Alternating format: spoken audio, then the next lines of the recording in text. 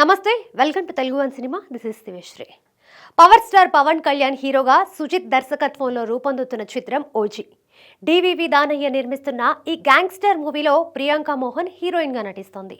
ఈ సినిమాపై భారీ అంచనాలున్నాయి. ఇప్పటికే విడుదలైన గ్లిమ్స్ కి సూపర్ రెస్పాన్స్ వస్తుంది.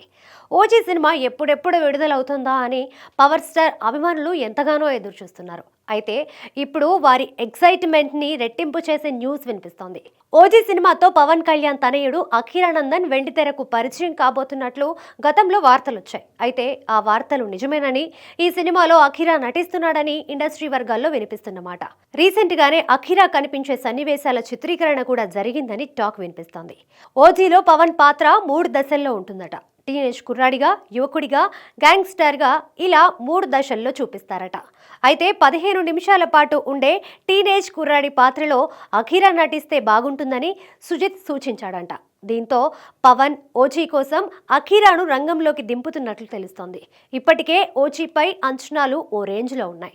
ఇక పవన్ తనయుడు అఖీరా కూడా ఈ సినిమాలో నటిస్తే ఇక ఆ అంచనాలు ఆకాశాన్ని అంటుతాయి అనడంలో సందేహం లేదు.